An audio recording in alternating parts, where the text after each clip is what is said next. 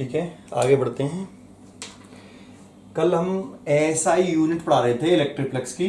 ये आपका Gauss law 3 physics SPC Sandeep sir. चलिए देखते हैं। हम पढ़ रहे थे यूनिट ऑफ इलेक्ट्रिक फ्लक्स। जानते हो 12th में जो क्वेश्चन हम बेस केवल जो है मोस्टली 12th के बेसिस पे पढ़ाते हैं। मैं केवल 12th के बेसिस पे ही पढ़ा रहा हूं आपको, पूरा डिटेल में पढ़ाऊंगा, जरा समझिए अच्छी तरीके से। क्वेश्चन जो है यूनिट ऑफ इलेक्ट्रिक फ्लक्स, तो क्वेश्चन ऐसे नहीं आता कि इलेक्ट्रिक फ्लक्स की यूनिट बता दीजिए आप, ऐसे क्वेश्चन नहीं आता। क्वेश्चन आता है कि ये वाली यूनिट जैसे वोल्ट इनटू मीटर किस फिजिकल क्वांटिटी की यूनिट है बताइए। वोल्ट इनटू मीटर किस फिजिकल क्वांटिटी की यूनिट है बताइए, इस तरह से क्वेश्चन पूछता है। ऐसे नहीं आता कि इलेक्ट्रिक फ्लक्स की यूनिट बताइए, बहुत ही कम क्वेश्चन आता है ऐसे। ठीक है, तो चलो इसीलिए यूनिट पर कॉन्सेंट्रेट करना जरूरी है। बहुत से बच्चे सोचते हैं कि यूनिट निकालना तो बहुत इजी है, लेकिन कॉन्सेंट्रेट निकालना इजी है, लेकिन उस पर कॉन्सेंट्रेट करना पड़ेगा आपको। ठीक है, कि ये फिजिकल किस फिजिकल क्वांटिटी की यूनिट होगी। अगर इस तरह से आएगा तो बहुत टफ हो जाएगा। जरा समझें, जैसे यूनिट ऑफ इलेक्ट्रिक फ्लक्स, तो फाई इज इक्वल टू हमारा फॉर्मूला होता है ई ए कॉस थीटा, है ना। अब इससे हम इसकी यूनिट निकाल सकते हैं इलेक्ट्रिक फ्लक्स की। आपको एक छोटी सी बात बता दूं, इसका एक नाम तो इलेक्ट्रिक फ्लक्स है, लेकिन कभी कभी इसका नाम तो इलेक्ट्रिक फ्लक्स ही है, और इसका नाम देखो, इसका नाम तो क्या है, पहले एक छोटी सी पॉइंट बता दूं जो पीछे में छोड़ गया। ये इलेक्ट्रिक फ्लक्स है, ये वाला इलेक्ट्रिक फ्लक्स है। ये क्या है, ये इलेक्ट्रिक फील्ड इंटेंसिटी भी कह सकते हो आप, और कभी कभी इसे केवल इलेक्ट्रिक फील्ड कह देता है। इलेक्ट्रिक फील्ड है, इलेक्ट्रिक फील्ड कह दीजिए, कभी कभी इलेक्ट्रिक फील्ड इंटेंसिटी बोलेगा, लेकिन इसका एक नाम और है, नेम और है। क्या है? Electric flux density. Electric flux density जानते हो, जैसे वर्ड क्वेश्चन पूछता है कि find the electric flux density, तो बच्चे जो है इसे निकालने लगते हैं इलेक्ट्रिक फ्लक्स को। देखो ये केवल इलेक्ट्रिक फ्लक्स है, लेकिन अगर वो क्वेश्चन कहता है कि इलेक्ट्रिक फ्लक्स डेंसिटी, तो electric flux density electric field intensity को ही कहते हैं। दैट मीन्स इस ई को ही हम क्या कहते हैं? इलेक्ट्रिक फ्लक्स डेंसिटी कहते हैं। ये बहुत ही इंपॉर्टेंट वर्ड है, कॉन्सेंट्रेट कर लीजिए, कभी कभी ये आएगा तो आप समझ लीजिए कि इसी को बोलते हैं। बहुत अच्छा पॉइंट। ठीक है, हम तो यूनिट पढ़ रहे थे, तो देखो इसकी यूनिट फाइंड आउट करने के लिए हमें इलेक्ट्रिक फील्ड इंटेंसिटी की यूनिट, एरिया की यूनिट चाहिए होगी। इसकी तो कोई यूनिट होती ही नहीं है। ठीक है, आगे बढ़ते हैं। तो इसकी यूनिट कैसे निकालें हम जरा समझो। ई के बारे में बताता हूं मैं पहले आपको। ई का इलेक्ट्रिक फील्ड वाले टॉपिक में हमने एक फॉर्मूला ये पढ़ा था, आपको याद हो, E बराबर एफ अपॉन क्यू नॉट। ये definition of electric field intensity का फॉर्मूला था, हमने ये इलेक्ट्रिक फील्ड वाले चैप्टर में पढ़ा था। यहाँ फोर्स है, ये चार्ज है, तो इसकी यूनिट क्या हुई भाई? न्यूटन। एसआई सिस्टम की बात कर रहे हैं हम। Unit of electric flux SI system. SI system में इलेक्ट्रिक फ्लक्स की यूनिट्स बताइए। तो हम एसआई सिस्टम में यहाँ इस इलेक्ट्रिक फील्ड की यूनिट निकालेंगे। इसकी हो गई फोर्स की न्यूटन, और चार्ज की हो गई कूलाम। तो देखो इसकी यूनिट हो गई न्यूटन पर कूलाम। तो आप देखो इलेक्ट्रिक फ्लक्स की यूनिट निकालना चाहो तो इसकी यूनिट हो गई न्यूटन पर कूलाम, और एरिया की यूनिट क्या होती है भाई? मीटर स्क्वायर, तो मल्टीप्लाइड बाई मीटर स्क्वायर। देखो ऐसा यूनिट एक तो ये हो गई आपकी इसकी, न्यूटन पर कूलाम इंटू मीटर स्क्वायर। ठीक है, आगे जरा देखो, एक फॉर्मूला आपने इस इलेक्ट्रिक फील्ड का ये भी पढ़ा था, माइनस के dv over d r. Actual में फॉर्मूला तो ये था कि dv is equal to minus का E vector dot d r vector. ये था एक्चुअल में, ये फॉर्मूला तब वैलिड हुआ करता था जब ई की डायरेक्शन और डी आर की डायरेक्शन सेम हो।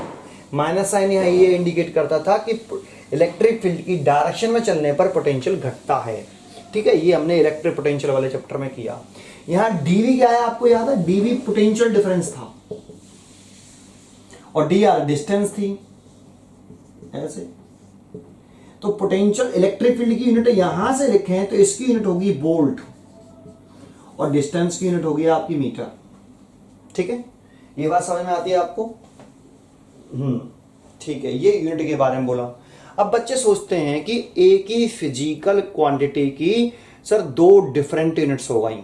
देखो ऐसा सिस्टम में यहां इलेक्ट्रिक फील्ड की न्यूटन पर कूलम हो गई और यहां पे ये भी ऐसा सिस्टम में इलेक्ट्रिक फील्ड की यूनिट वोल्ट पर मीटर हो गई। एक फिजिकल क्वांटिटी की डिफरेंट फॉर्म में यूनिट हो सकती हैं लेकिन वो आपस में हमेशा इक्वल होती हैं। लेकिन ये सब में एसआई सिस्टम की लेकिन एसआई और सीजे सिस्टम की यूनिट इक्वल नहीं हो सकती। एसआई सिस्टम में एक फिजिकल क्वांटिटी की कितनी भी यूनिट्स हों वो सब इक्वल होती हैं। जैसे यहां वोल्ट पर मीटर और न्यूटन पर कूलम ये दोनों इक्वल होंगे। ठीक है, इसको हम प्रूव भी कर सकते हैं और ये प्रूव करवाने के लिए भी आ चुका है एक बार 12th में। क्वेश्चन क्या कहता है कि वोल्ट पर मीटर और न्यूटन पर कूलम किस फिजिकल क्वांटिटी की यूनिट्स हैं, एक्सप्लेन करिए। तो देखो वोल्ट पर मीटर और न्यूटन पर कूलम इलेक्ट्रिक फील्ड इंटेंसिटी की यूनिट्स हैं। फिर कहता है ये प्रूव करके दिखाइए कि वोल्ट पर मीटर और न्यूटन पर कूलम एक दूसरे के इक्वल हैं। तो देखो इसे अगर प्रूव करना हो तो देखो छोटा सा यहाँ मैं प्रूव कर देता हूँ इसको। ठीक है, वैसे मैं एक बार कर चुका हूँ इसको। एक बात बताओ, ये पोटेंशियल ये वोल्ट है ये किस फिजिकल क्वांटिटी की यूनिट होती है? इसको सोचो कि वोल्ट किस फिजिकल क्वांटिटी की यूनिट होती है? तो ये होती है पोटेंशियल की। तो आप पोटेंशियल का फॉर्मूला लिख लो, पोटेंशियल का आप फॉर्मूला लिख लो। पोटेंशियल इज इक्वल टू होता है वर्क अपॉन चार्ज, है ना? आपने पढ़ा था पोटेंशियल वी पॉइंट का निकालना है, वर्डन लिख देते हैं हम इनफिनिटी टू पी पॉइंट का निकाल लें। अगर पी पॉइंट का पोटेंशियल निकाल लें तो पी पॉइंट का पोटेंशियल वर्डन लिख देते हैं इनफिनिटी टू पी और upon test charge q not. ये फॉर्मूला था, आपको याद हो तो थोड़ा सा। ठीक है, तो अब इसको इस तरह से ना लिख के कि चलो ऐसे लिख लो। इसकी यूनिट क्या हो गई? वोल्ट पोटेंशियल की। अब वर्क की होती है जूल, लेकिन बेटा हमें इसमें जूल नहीं चाहिए। देखो आप इसमें हमें जूल चाहिए नहीं है। तो देखो वर्डन का एक और फॉर्मूला हमने पढ़ा, यूनिट मत पुट करो। वीपी इज इक्वल टू वर्डन का एक और फॉर्मूला होता है F S cos theta divided by q naught. ठीक है नहीं, ये वर्डन का हमने फॉर्मूला पुट कर लिया। अब पुट करो, देखो इसकी यूनिट हो गई हमारी वोल्ट, इसकी यूनिट हो गई हमारी वोल्ट। पहले मैं चेक कर लूं ये आ रहा है कि नहीं।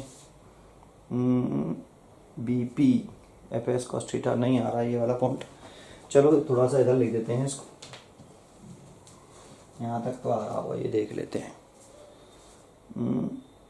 यहाँ तक आ रहा है, ठीक है। चलो इसको यहाँ समझा देते हैं भाई, यहाँ ठीक है, यहाँ समझ लो। वीपी की यूनिट क्या हो गई? वोल्ट, है ना। बीपी की यूनिट हो गई इसकी वोल्ट, इसकी क्या हो गई भाई? इसको पहले sorry VP is equal to इस फॉर्मूले को पहले इसका फॉर्मूला पुट कर लो, F S cos theta divided by q naught. ठीक है, ये बात समझ में आई आपको यहाँ तक? ठीक है, ठीक है। आगे देख रहे हैं तो इसकी यूनिट क्या है आपकी? वोल्ट, और इसकी न्यूटन, और इसकी मीटर, ये फोर्स है, ये डिस्प्लेसमेंट, और इसकी चार्ज की कूलम। अब देखो इसमें आप मीटर को नीचे ले आओ तो वोल्ट, मीटर को नीचे ले आओ वोल्ट पर मीटर, और इज इक्वल टू कितना हो गया? न्यूटन पर कूलम। तो देखो इक्वल आ रहे हैं कि नहीं दोनों? समझ में आ रहा है? ये देखो यूनिट का समझ में आया। देखो potential is equal to work upon charge, इसको हम ऐसे लिखते थे, याद हो आपको तो? ठीक है, तो पोटेंशियल वर्क को लिख सकते हो आप F S cos theta upon Q not. इसकी यूनिट हो गई वोल्ट, इसकी न्यूटन, इसकी मीटर, इसकी कोई यूनिट होती नहीं है, इसकी चार्ज की कूलम। मीटर को नीचे लाओ तो volt per metre is equal to newton पर कूलम। ये हमने प्रूव कर दिया। इतना आया? ठीक है। आगे इसको देखो, हम क्या कर रहे थे, ये तो मैंने आपको अलग से बता दिया है। हम तो फ्लक्स की यूनिट्स निकाल रहे थे, इलेक्ट्रिक फ्लक्स की यूनिट निकाल रहे थे। देखो अगर आपने इलेक्ट्रिक फील्ड की यूनिट न्यूटन पर कूलम लिखी तो यूनिट ये आ गई। लेकिन अगर आप इलेक्ट्रिक फील्ड की यूनिट क्या लिखते? वोल्ट पर मीटर लिखते। फाइव इक्वल टू ई की यूनिट लिख रहे हैं, यहां से लिख रहे हैं फाइव इक्वल टू ई की यूनिट लिख रहे हैं वोल्ट पर मीटर। ई की unit volt per metre. Area की कितनी? Metre square. तो मीटर से मीटर कट गया, क्या आ गया हमारे यूनिट एक और, वोल्ट इनटू मीटर।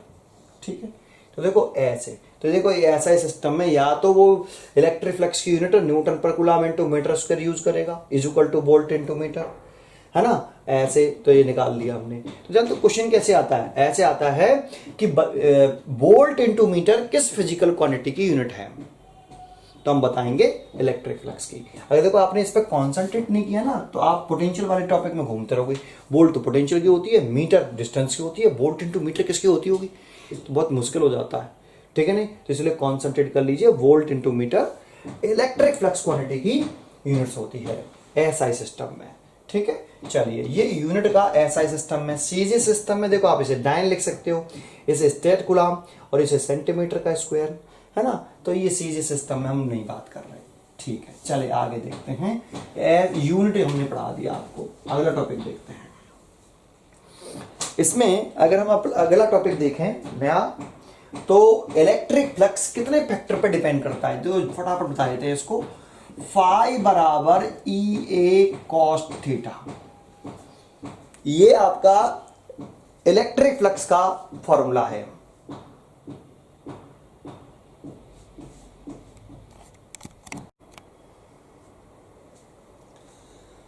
ठीक है, हम आगे देखते हैं इसको।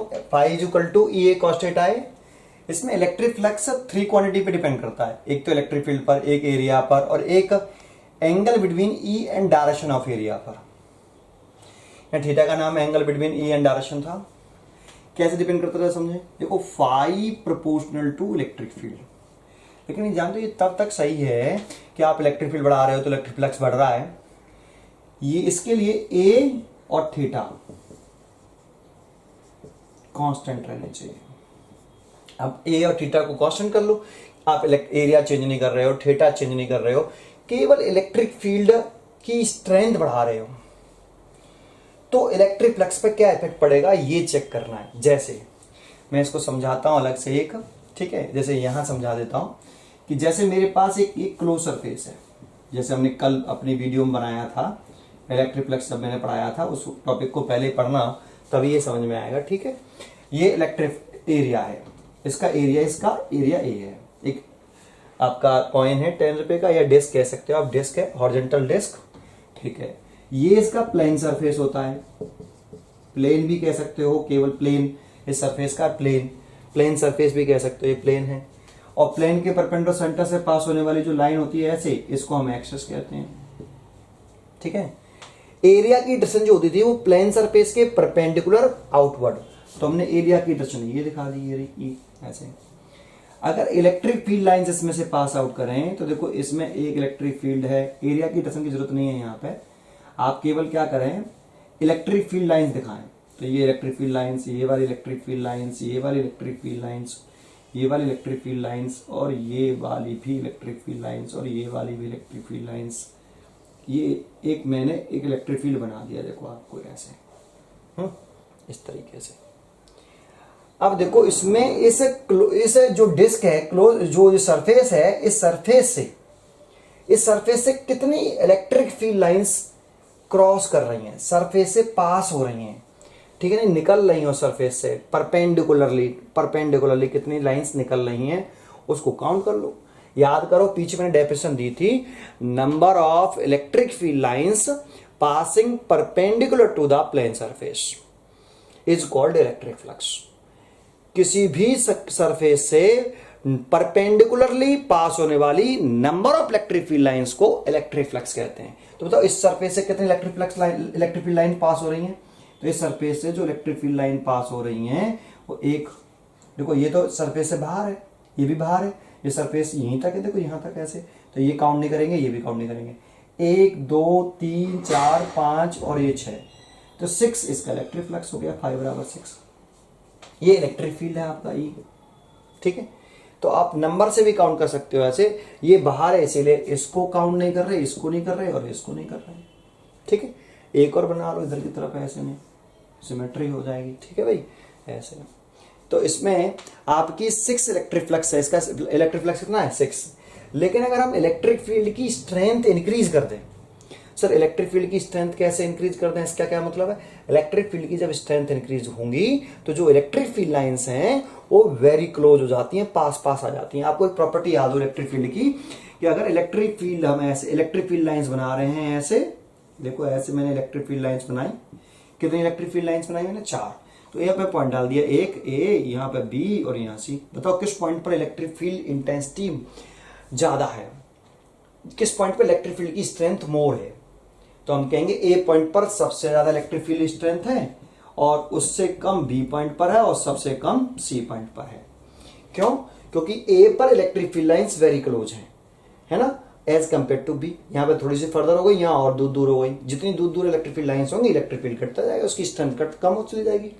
अगर हम इलेक्ट्रिक फील्ड की स्ट्रेंथ बढ़ाएं तो इलेक्ट्रिक फ्लक्स बढ़ जाएगा, ये तो है। तो अगर इलेक्ट्रिक फील्ड की स्ट्रेंथ बढ़ाएं तो देखो हम किसको चेंज नहीं कर रहे, एरिया को तो चेंज नहीं कर रहे, एरिया तो वैसे की वैसे ही ऐसे, ठीक है। इससे पास होने वाला इलेक्ट्रिक फ्लक्स कितना हो गया? अच्छे, ठीक है ऐसे। अब इसकी एरिया चेंज नहीं किया हमने, एरिया चेंज नहीं किया, एरिया तो वही रखा। देखो ये सर्कल बना लिया हमने, एरिया तो नहीं रखा, लेकिन इलेक्ट्रिक फील्ड की स्ट्रेंथ बढ़ा दी। तो जब हम स्ट्रेंथ बढ़ाएंगे ना तो electric field lines very close हो जाएंगी, ऐसे हो जाएंगी भाई, वेरी क्लोज हो जाएंगी मतलब, ठीक है ना। ऐसे स्ट्रेंथ बढ़ाने से इलेक्ट्रिक फील्ड लाइंस और पास पास आ जाएंगी, ऐसे इलेक्ट्रिक फील्ड लाइंस भाई पास पास आ गई ना, ऐसे, ठीक है। स्ट्रेंथ बढ़ाने से, इलेक्ट्रिक फील्ड की स्ट्रेंथ इंक्रीज करने से इलेक्ट्रिक फील्ड लाइंस पास पास आएगी। देखो यहाँ पे गैप ज्यादा दिखा रहा था, यहाँ पे गैप कैसा हो गया? कम हो गया, ठीक है ना। गैप कम हो गया तो सो इलेक्ट्रिक फील्ड लाइंस इस क्लोज सरफेस से, उसी क्लोज एरिया से अब ज्यादा क्रॉस कर रही है, कम कर रही है? तो ज्यादा कर रही है। देखो अभी भी ये बाहर है, ये भी बाहर है, ये भी बाहर है। यहाँ से काउंट करेंगे, 1 2 3 4 5 6 7 8 9 10 11 12, ये बाहर। तो इलेक्ट्रिक फ्लक्स कितना हो गया? 12 हो गया, ठीक है। समझ में आया आपको? तो स्ट्रेंथ बढ़ाने से क्या होता है, समझ में आया? उस सरफेस एरिया से क्रॉस करने वाली इलेक्ट्रिक फील्ड लाइंस बढ़ जाती हैं, उस सरफेस एरिया से क्रॉस करने वाली इलेक्ट्रिक फील्ड लाइंस बढ़ जाती हैं इलेक्ट्रिक फील्ड की स्ट्रेंथ बढ़ने से, इसीलिए इलेक्ट्रिक फ्लक्स बढ़ जाता है, ठीक है।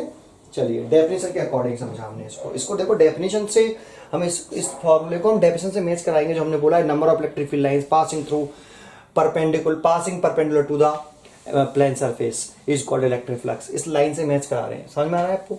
ठीक है। दूसरा हम चेक करते हैं, सेकंड हमारा है कि फाई प्रोपोर्शनल टू एरिया, ऐसे। लेकिन इसके लिए हम जब बोलेंगे तो ई और थीटा को कांस्टेंट कर लेंगे, ठीक है। हम इलेक्ट्रिक फील्ड की स्ट्रेंथ नहीं बढ़ाएंगे, हम थीटा नहीं चेंज करेंगे, बस केवल हम जो सरफेस है आपका उसका एरिया इंक्रीज करेंगे, ठीक है नहीं। अगर सरफेस का एरिया इंक्रीज करें तो इलेक्ट्रिक फ्लक्स बढ़ेगा या घटेगा, इस पर देखेंगे। तो देखो इसी वाले डायग्राम में देख लो, इस समय जो सरफेस एरिया ए है, इस सरफेस एरिया से कितना इलेक्ट्रिक फ्लक्स पास हो रहा है? 6। कितनी इलेक्ट्रिक फील्ड लाइंस क्रॉस कर रही हैं? 6। अब हम स्ट्रेंथ बढ़ा नहीं रहे, हमें ऐसी कैसी इलेक्ट्रिक फील्ड को रहने दें, हम केवल सरफेस एरिया इंक्रीज कर रहे। देखो इसी में कर देता हूं, नया नहीं ले रहा। अब मैंने कहा कि देखो भाई अब सरफेस ये वाला है, पहले वाला समझ में आ रहा है, पहले वाला ये था, फर्स्ट वाला ये। अब इतना एरिया था, अब मैंने इसका सरफेस एरिया बढ़ा दिया, मतलब बड़ी डिस्क ले ली मैंने। अब ये तो इस बड़ी डिस्क से लिंक करने वाली इलेक्ट्रिक फ्लक्स लाइंस बढ़ गई, घट गई? तो बढ़ गई। देखो काउंट कर लो आप कितनी है। अब ये भी इंक्लूड हो गई, 1 2 3 4 5 6 7 और ये 8।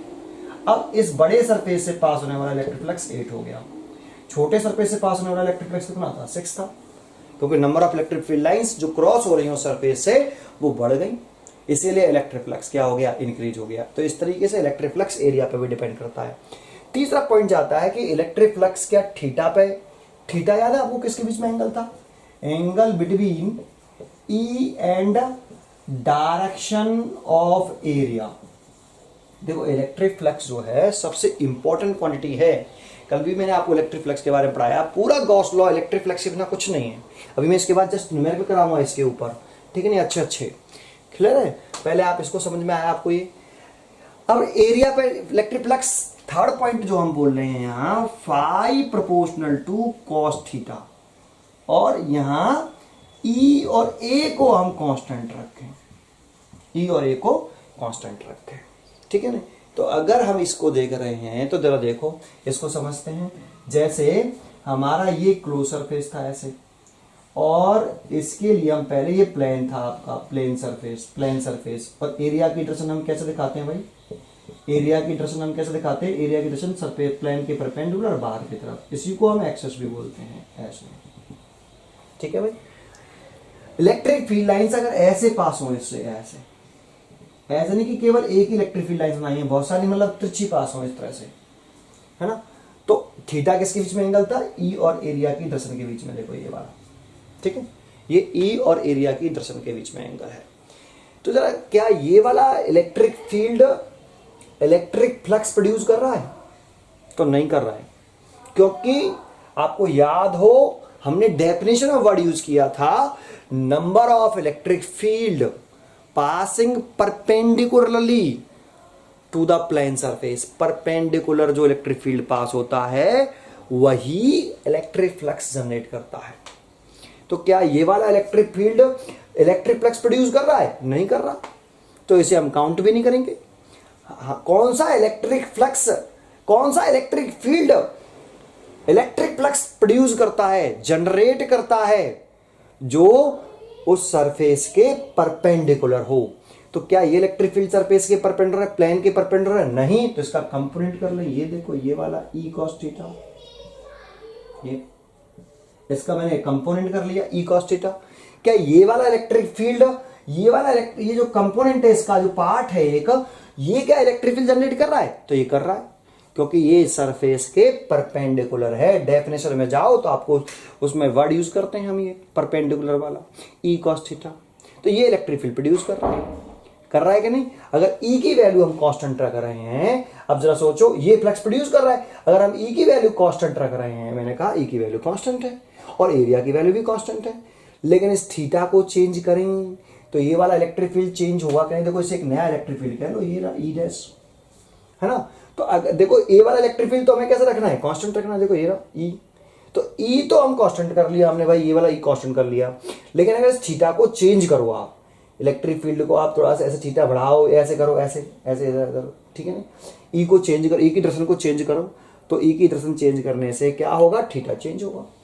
डायरेक्शन चेंज करने की कह रहा हूं, ई को तो ई का मैग्नीट्यूड तो आप कांस्टेंट कर लो, ठीक है, थीटा चेंज करो, तो थीटा चेंज करने के लिए ई और एरिया की डायरेक्शन के बीच में तो एंगल है, थीटा चेंज करोगे तो देखो फ्लक्स चेंज होगा कि नहीं होगा।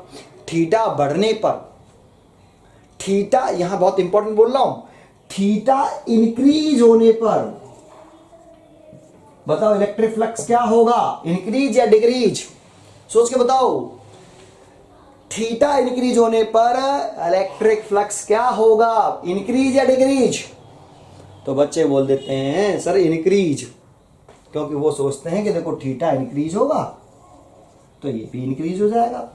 मैं पूछा कैसे, तो बोलते हैं डायरेक्टली रिलेशन है इलेक्ट्रिक फ्लक्स में और थीटा में, डायरेक्टली रिलेशन है, इसलिए थीटा इंक्रीज होगा तो इलेक्ट्रिक फ्लक्स इंक्रीज हो जाएगा, ऐसा बोल देते हैं, जो कि रॉन्ग है, बिल्कुल रॉन्ग है। ठीक है, जानते हो इलेक्ट्रिक फ्लक्स थीटा के साथ डायरेक्टली रिलेशन नहीं है, इलेक्ट्रिक फ्लक्स का कॉस थीटा के साथ डायरेक्टली रिलेशन है, ये रॉन्ग है। थीटा के साथ भाई इलेक्ट्रिक फ्लक्स, ये पॉइंट समझ लो अच्छी तरीके से, इलेक्ट्रिक फ्लक्स थीटा के साथ डायरेक्ट रिलेशन नहीं रखता, इलेक्ट्रिक फ्लक्स कॉस थीटा के साथ डायरेक्ट रिलेशन रखता है। कॉस थीटा इंक्रीज होगा तो फाई इंक्रीज होगा, कॉस थीटा डिक्रीज होगा तो फाई भी डिक्रीज होगा। तो देखो थीटा इंक्रीज करते हैं तो यहां कॉस थीटा डिक्रीज होता है, अगर आप थीटा इंक्रीज करोगे तो कॉस थीटा डिक्रीज होगा, और कॉस थीटा डिक्रीज होगा तो इलेक्ट्रिक फ्लक्स भी डिक्रीज होगा। इसका मतलब है थीटा जितना कम हो, देखो cos theta, theta increase, cos theta decrease, और इलेक्ट्रिक फ्लक्स भी कैसा, डिक्रीज। तो एक बार तो उल्टा करो इसका, थीटा डिक्रीज तो कॉस थीटा इंक्रीज तो फाई इंक्रीज। तो थीटा जितना कम होगा इलेक्ट्रिक फ्लक्स उतना ज्यादा होगा। सर समझ में नहीं आया तो आपके लिए बहुत ही इजी है, देखो थीटा कितना, 0 डिग्री, 30 डिग्री, 45 डिग्री, 60 डिग्री और 90 डिग्री। इधर की तरफ चलने पर थीटा क्या हो रहा है ये चेक कर लो, थीटा इंक्रीज हो रहा है भाई, एंगल इंक्रीज हो रहा है कि नहीं, इंक्रीज।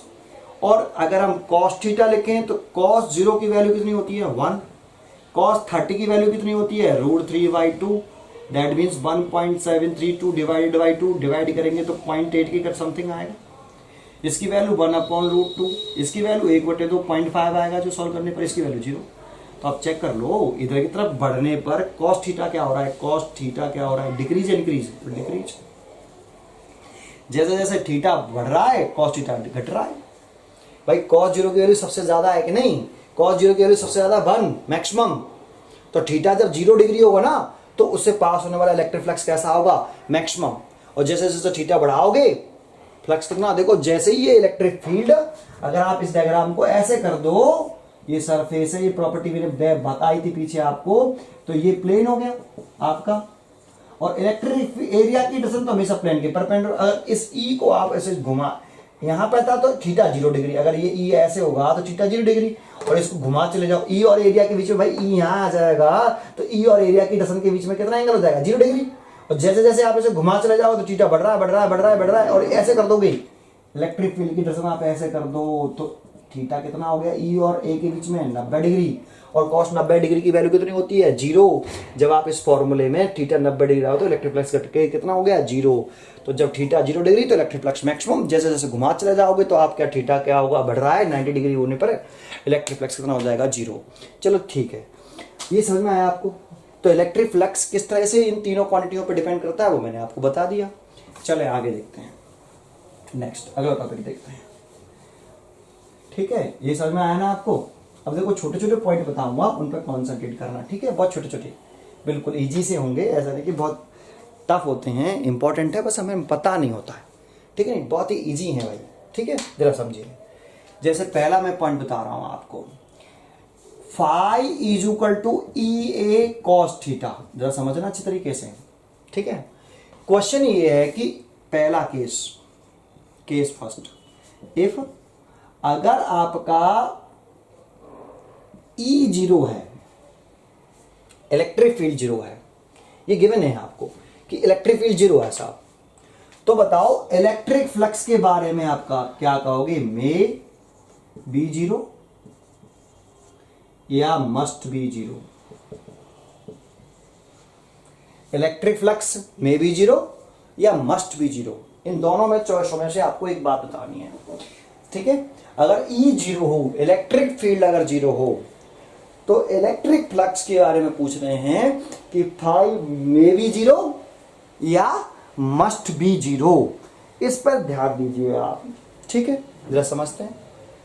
तो देखो अगर ई 0 होगा तो यहां इसी फॉर्मूले से देख लो, फाई बराबर ई की value 0 multiplied by A cos theta, तो इलेक्ट्रिक फ्लक्स कितना आएगा, 0 होना भी चाहिए। आप डेफिनेशन में जाओ, number of electric field lines passing perpendicularly to the surface, लेकिन क्या number of electric field lines pass हो।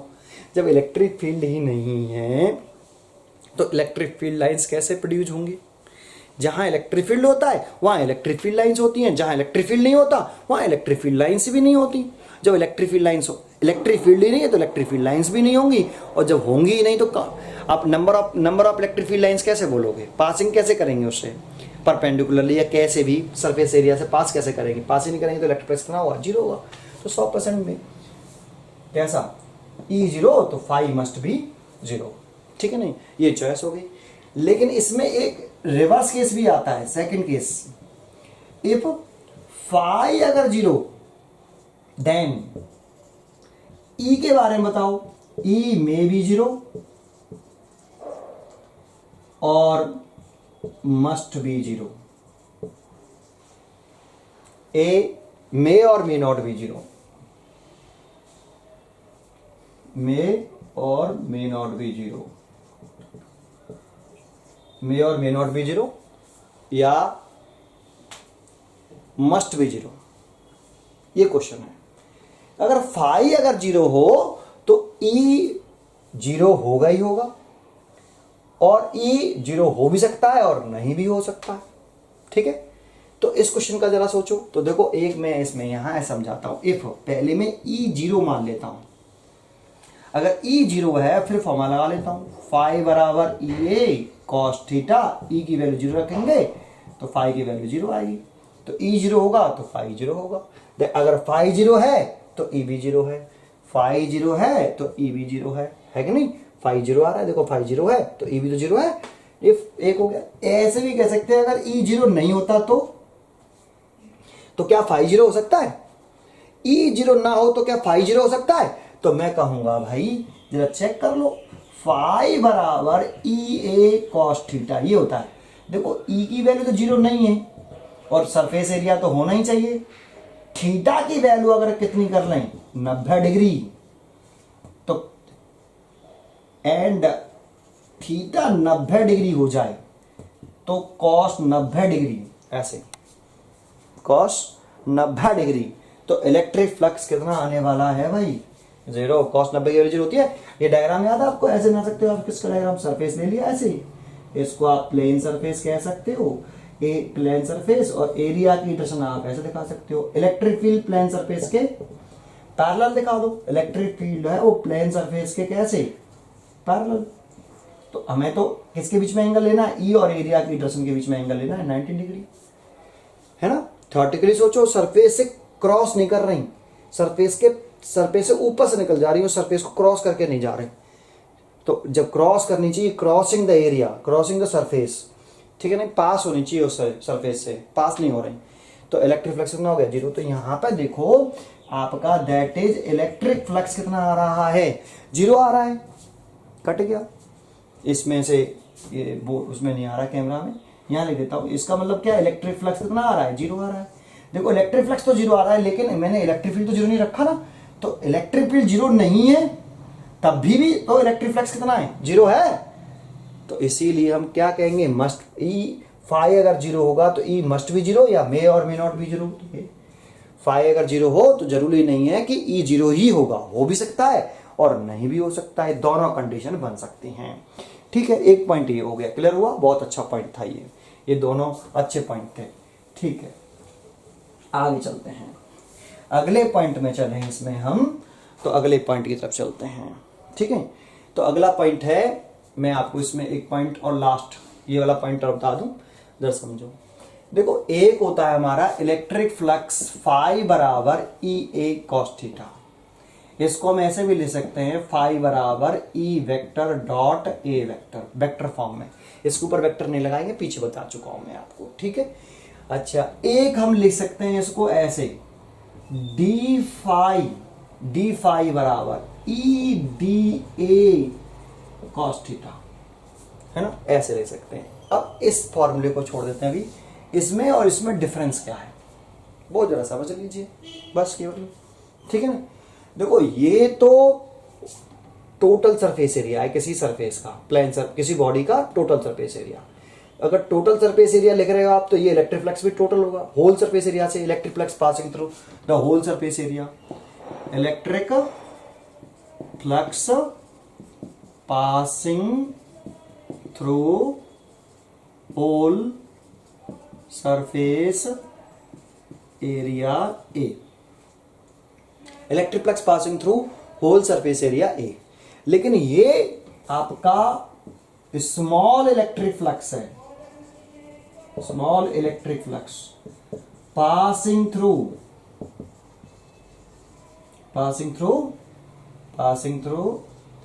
Small surface area d A. ये टोटल सरफेस एरिया से पास होने वाला इलेक्ट्रिक फ्लक्स नहीं है। स्मॉल सरफेस एरिया, देखो स्मॉल सरफेस एरिया लिख रहे हैं, स्मॉल सरफेस एरिया से पास होने वाला इलेक्ट्रिक फ्लक्स है। स्मॉल सरफेस एरिया से अगर इलेक्ट्रिक फ्लक्स पास होगा तो हम d phi is equal to E d A cos theta लिखेंगे। टोटल होल सरफेस एरिया से होगा तो हम phi is equal to A cos theta लिखेंगे। एक फॉर्मूला और आता है इसमें फिर, ये वाला फाई बराबर integration E d A cos theta. देखो ये वाला ऐसे। अब बताओ ये वाला इलेक्ट्रिक फ्लक्स जो है ये होल सरफेस एरिया ए से है या स्मॉल एरिया डी ए से है? ये जो इलेक्ट्रिक फ्लक्स है पास हो रहा है, ये वाला जो इलेक्ट्रिक फ्लक्स है, ये वाला इलेक्ट्रिक फ्लक्स है, वो किस सरफेस एरिया से पास हो रहा है? होल सरफेस एरिया ए से पास हो रहा है या whole surface area d A से पास हो रहा है? चेक करो। तो मैं कहूंगा कि ये वाला, सॉरी ये और ये सेम है, ये और ये सेम है, ये और ये सेम है, ये electric flux whole surface area से पास हो रहा है। ठीक है, इंटीग्रेशन लगाए देखो इसमें, यहाँ पे फाई लिखा है, ये वाला वर्ड इधर लिखा है देखो पूरा के पूरा, और लेकिन ये डी फाई नहीं लिख रहा है, यहाँ पे फाई लिख रहा है, ये फाई। सर इससे क्या है, अरे भाई d phi is equal to E d A cos theta ही तो है, यही तो है, ये है d phi is equal to E d A cos theta. अगर आप इसका इंटीग्रेशन कर दो बोथ साइड, तो याद है इंटीग्रेशन करने से total electric flux find out हो जाएगा। इंटीग्रेशन कर दें तो देखो याद है आपको, अगर हम ऐसे लिखते हैं इंटीग्रेशन डी फाई, तो यहां ये जो डी फाई है ये तो कैसी क्वांटिटी, स्केलर ही तो है, इसकी कोई दर्शन तो नहीं है। पीछे अगर इलेक्ट्रिक फील्ड मेरे से पढ़ा है आपने, पोटेंशियल वाला पढ़ा है, तो ये वाला पॉइंट समझाया मैंने आपको। ये जो है ये इंटीग्रेशन का मतलब क्या होता है, सम। तो ये छोटे छोटे स्मॉल इलेक्ट्रिक फ्लक्स को ऐड करके हम ऐड सम, तो d phi plus d phi plus d phi, ऐसे हमने छोटे छोटे स्मॉल, इस स्मॉल एरिया डीए में, छोटे से स्मॉल एरिया में d phi small electric flux निकाले, फिर दूसरे स्मॉल एरिया डीए में फिर इलेक्ट्रिक फ्लक्स निकाले, फिर तीसरे डी स्मॉल एरिया में डीए में फिर इलेक्ट्रिक फ्लक्स निकाल लिया, उन सभी इलेक्ट्रिक फ्लक्स को जोड़ दिया, तो ये टोटल इलेक्ट्रिक फ्लक्स आ जाएगा आपका फाई, है ना। तो फाई इंटीग्रेशन डी फाई, तो ये टोटल इलेक्ट्रिक फ्लक्स हो गया। तो आप इंटीग्रेशन कर दोगे तो भाई इंटीग्रेशन कर दो बहुत साइड का, इंटीग्रेशन बाई बहुत side, d phi integration E d A cos theta, d phi का इंटीग्रेशन तो फाई हो गया, बराबर इसको ऐसे लिखे रहने दो E d A cos theta, इसको ऐसे इसीलिए कह रहे हैं। बहुत से बच्चे इसमें क्या गलती करते हैं वो जरा समझ लो, गलती जो करते हैं वो बता रहा हूं आपको। गलती ये करना, ये करते हैं कि बच्चे ई कॉस थीटा को बाहर निकाल देते हैं, ऐसे E cos theta integration D A, ऐसे नहीं करना है भाई। जानते हो इस इंटीग्रेशन से बाहर वही टर्म आएगा जो कांस्टेंट हो। अगर इलेक्ट्रिक फील्ड कांस्टेंट है ना, तो आप बाहर निकाल लीजिए। अगर इलेक्ट्रिक फील्ड कांस्टेंट नहीं है, वेरिएबल है, तो फिर इसे ऐसे ही रहने दीजिए। तो इसके लिए मैं इस तरह से नहीं सोचता या बाहर निकाल के इंटीग्रेशन कर दें, नहीं करें भाई। ठीक है, देखो अगर इलेक्ट्रिक फील्ड कांस्टेंट हुआ, जैसे यहाँ पे ये वाला फॉर्मूला है, अगर ये फॉर्मूला वैलिड है जब इलेक्ट्रिक फील्ड कांस्टेंट होता है, तब वेरिएबल होगा तब भी वैलिड होगा, लेकिन यहाँ पे इलेक्ट्रिक फील्ड वेरिएबल लिखना पड़ेगा आपको। ये वाला फॉर्मूला समझो, इलेक्ट्रिक फील्ड वेरिएबल हुआ तो वैल्यू पुट करने के बाद सोचेंगे, समझ रहा है आपको। तो इस तरह इसको आप ऐसे रहने दो पूरा के पूरा, जैसी सिचुएशन होगी उसी हिसाब से हम कर लेंगे। इसको बाहर निकालना है या नहीं निकालना है सिचुएशन के हिसाब से सोचेंगे। ठीक है, चलिए तो देखो ये भी इंटीग्रेशन कर दिया, तो ये टोटल इलेक्ट्रिक फ्लक्स ही तो हो गया। वैसे सोचो अगर ये ई कांस्टेंट होता तो ई कॉस थीटा बाहर आ जाता और डीए का इंटीग्रेशन करते, तो small area DA DA DA DA सबको ऐड करते तो टोटल एरिया निकल आता डी ए, समझ में आया। तो ई कॉस थीटा हो जाता, समझ में आया नहीं आपको। तो ये आप जब स्मॉल एरिया से इलेक्ट्रिक फ्लक्स कर रहे हो तो ये कर लीजिए आप, ठीक है। नहीं तो ये और ये एक जैसा ही है, समझ में आया आपको। ये क्लियर है वाला पॉइंट, ये वाला पॉइंट क्लियर है। जब मैं यूज करूंगा ना इस फॉर्मूले को तब आपको ये और क्लियर आ जाएगा, ठीक है ना, ये और क्लियर हो जाएगा। ठीक है भाई, जरा समझें आगे। चलो अगला पॉइंट देखते हैं। ठीक है, यहां तक क्लियर हुआ। अब देखो मैं यहां एक क्वेश्चन लिख रहा हूं, उसको आगे देखते हैं भाई।